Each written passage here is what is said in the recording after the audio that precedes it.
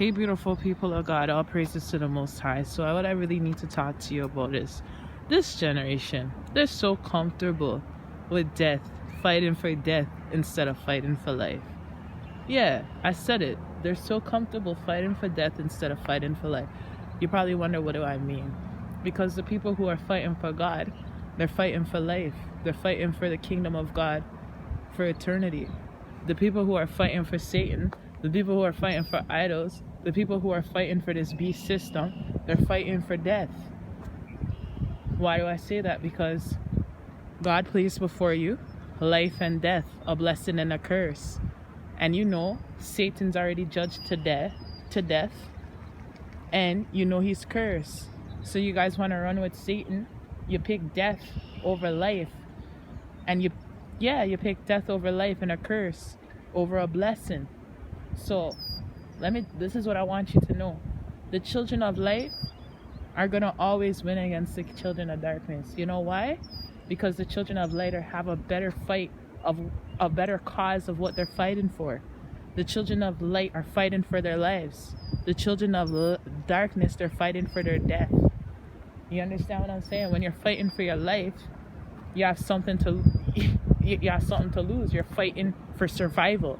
When you're fighting to die, you don't have nothing to lose. That's why it says they made a covenant with death, but God said he can disannul that covenant. What Zion's Princess wants to tell you is also 80% of the people who watch my channel, they're not subscribed, because 80% of the people who watch my channel are other YouTube content producers and creators, and they come to my channel to get a learning so they can get a teaching. You know I'm the first one to teach you about love is an action word. I teach that a lot, because if somebody loves you, just like Christ did lay down his life for you, they'll do the same. If you love somebody, you wouldn't want to see them die. So I'm not impressed with people who say that they love people, but yet they want to see them burn in the fire.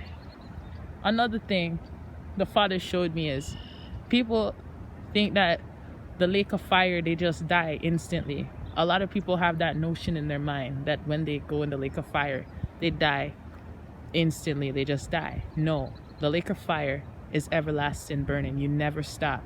So whatever little life that little life that you lived here, it doesn't compare. That little life that you live here doesn't compare to an eternity of burning, because your soul is eternal. It doesn't die. Your spirit is eternal. It doesn't die. That's why God told you, I place before you today death and life, a blessing and a curse. And then he tells you to choose life. Why haven't you chose life? That is what the Father wants to know. He never gave no man religion. He gave you a blessing, to choose a blessing or a curse, life or death. Deuteronomy 30:19. Read it well, because a lot of you people are going in the fire for unforgiveness, bitterness, resentment.